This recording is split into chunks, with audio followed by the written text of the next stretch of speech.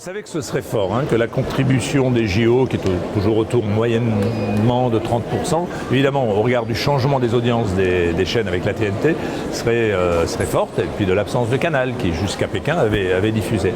Mais ce qui m'a beaucoup plu au-delà des audiences fantastiques, c'est l'humeur, la belle ambiance que ça a créé dans le pays. Et ça, c'est important, parce que c'est aussi un de nos buts, de rendre la vie de ce pays plus légère, plus joyeuse. Ce sera d'ailleurs une des marques de la rentrée.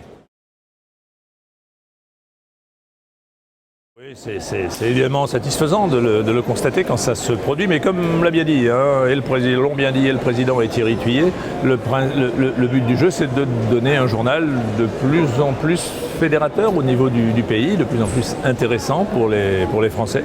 Et c'est ce travail de fond que nous entendons continuer. Les audiences, c'est bien, et puis encore une fois, quand on est leader, on est forcément très heureux. Mais notre but est de prolonger cette question sans toujours se préoccuper des audiences. Quand Thierry, par exemple, nous propose une soirée sur les candidats potentiels, alors on va pas dire aux primaires, mais au parti, à la présidence du parti de l'UMP, l'audience, à nouveau, c'est un point d'interrogation. Mais on le fait parce que le principe, c'est de participer de la vie politique du pays. Alors il faut que, évidemment, les candidats acceptent, mais je pense que c'est plutôt bien parti. Alors il y en a 4, c'est très clair pour nous. Il y avait, par rapport à la grille précédente, qui tournait déjà de manière intéressante, il y avait 4 choses à rectifier. D'abord l'access du journal, justement, pour donner plus de force à l'entrée dans ce journal, parce que les jeux maintenant c'est un petit peu faible. Donc on a demandé à Anne Roumanoff de venir nous faire 7 minutes à 19h45 pour appuyer cette rentrée et tenter de rassembler plus de public pour que David Pojadas ou ses collègues démarrent dans de meilleures conditions.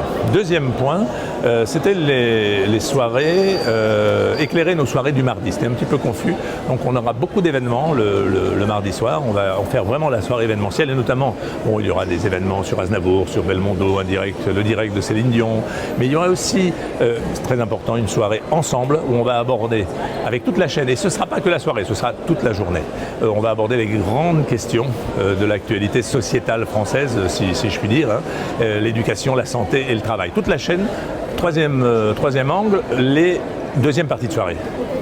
Nous avions avec Mila Midjana, avec Philippe, avec qui nous travaillons, vous savez, de main dans la main, nous avions immédiatement un problème qui était celle de soirées assez lourdes, assez dures pour les téléspectateurs. Il y a des questions lourdes dans le pays, mais les traiter un peu systématiquement en deuxième partie de soirée nous peinait un peu.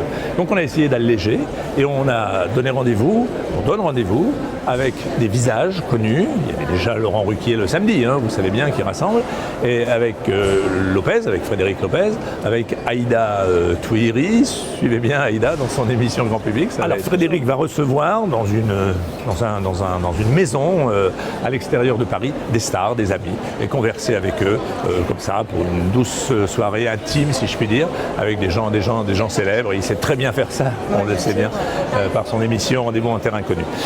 Donc Aïda, grand public, magazine culturel, ouvert, beaucoup d'images avec Eric Enzo, le producteur, jeune producteur très doué pour l'image. Et puis la troisième émission nouvelle, ce sera donc le vendredi avec Bruce Toussaint et une bande de chroniqueurs très, très large qui se relaieront de vendredi en vendredi pour rigoler, et on va le dire, sympa en tout cas, sur les événements de la semaine, sur un ton décalé. Là, c'est la proposition. Et la dernière, mais j'y suis passé déjà par le mardi, notre volonté d'être très fort sur l'événement, parce que l'événement, aujourd'hui, vu la multiplicité des chaînes, plus que jamais, il faut de l'événement sur France 2. Il y aura des tas d'événements à la fois divertissants, je les ai cités, des événements sociétaux, et puis tout type d'événements pouvant se produire dans l'actualité, qui nous incitera à déshabiller la grille, si je puis dire, pour donner place à l'actualité ou à quelque chose qui nous sera apparu vraiment intéressant pour le public. Donc on est très ouvert à cette notion d'événement, et on dit que France 2 doit être une chaîne familiale, c'est notre cahier des charges, on est très heureux qu'il en soit ainsi, populaire et de qualité. Et surtout, et j'ajoute, vraiment événementiel plus que jamais, ce que l'info fait déjà. Alors, il y aura aussi les événements que nous amènera notre ami Delahousse. Hein, vous savez nous lui avons donné une ouverture sur, pour l'instant, 3 primes, et puis on va voir. Et puis tout autre type d'émission que pourrait aussi nous proposer la rédaction, si brillante dans un récent passé. Alors, je l'ai évoqué, c'est les 7 minutes qui précèdent le journal. Hein, donc moment stratégique évidemment, où toutes les chaînes sont à la recherche d'émissions plutôt dans le régime de la fantaisie, dans la gaieté. Anne, on connaît, mais elle ne sera pas seule, elle sera entourée d'une bande, Anne et les garçons, et vous allez voir, ça va décaper. Nous annonçons d'abord, vous l'avez vu, des grands événements fiction. Pour 2014, c'est Paris brûle-t-il, hein, puisque ce sera l'anniversaire de la libération de Paris, et aussi une grande saga Bonaparte pour 2015. Mais la vie de la fiction va continuer, nous allons plus que jamais être attentifs à la modernité, aux nouvelles écritures, et nous travaillons aussi dans des fictions, sur des fictions quotidienne, on en avait parlé, ou hebdomadaire, selon ce que nous allons trouver, ça n'est pas des genres faciles. Et il y a aussi en pilote des 5 minutes, des petites fictions courtes pour agrémenter l'antenne là où on en aura besoin. On avait là aussi pensé à l'avant 20h, nous allons équilibrer tout ça, les pilotes sont en cours de finalisation. Ça a été toute une structure de développement qui a été menée par Thierry Sorel de manière extrêmement précise. Il y avait, je vais dire, 15 projets au départ, 4 sélectionnés, finalement pilotés une première fois, 2 gardés et repilotés, et c'est en cours, nous en sommes là pour l'instant. Nous regardons tout ce qui peut être proposé, être réfléchi. Bon, il y a eu, vous savez, des réussites dans ces fictions de réel, vous le disiez. Il y a eu des échecs. Je suis très ouvert parce que des producteurs me le proposent à une réflexion de groupe spécifique à notre approche pour tenter de déterminer ce qui peut être fait de novateur, parce que l'innovation est aussi un de nos objectifs. Le président Fimelin l'a rappelé. Et vous avez de ce point de vue maintenant une unité recherche et développement qui est pilotée par Nathalie Notbar et qui agit de plus en plus dans ces perspectives de nouvelles écritures, de nouveaux produits. Et ça, c'est très important parce que ça n'existait pas à France Télévisions. C'est maintenant, Bertrand Mosca l'a lancé il y a quelque temps, et c'est maintenant une réalité, c'est très important.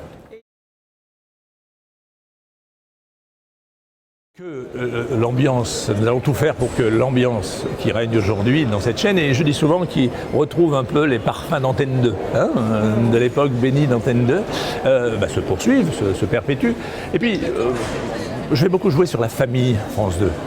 Vous verrez, dès le 8 septembre, il y a une première émission de présentation de la saison que nous mettrons en prime avec les présentateurs, les animateurs, les journalistes, la famille France 2. Et on va essayer d'être dans cet esprit-là. C'est souvent un mot, la famille. Là, lui donner vraiment une réalité, si vous voulez, faire en sorte que, parce qu'ils s'adorent tous. Et ils adorent, vous savez, ils ont fait un jour, ils m'ont tous rappelé ça, une émission de théâtre ensemble. Ils ont fait une pièce de théâtre. Il n'y a pas très longtemps, c'est Olivier Mine qui avait mis ça en place. Et bien, ils ont cette idée de refaire des choses de cette nature. Alors on cherche quelle est la meilleure solution. Mais vous voyez, il y a un esprit qui est très agréable que j'ai trouvé. Donc personnellement, écoutez, c'est poursuivre le temps qu'il me sera imparti de le faire, cette formidable expérience.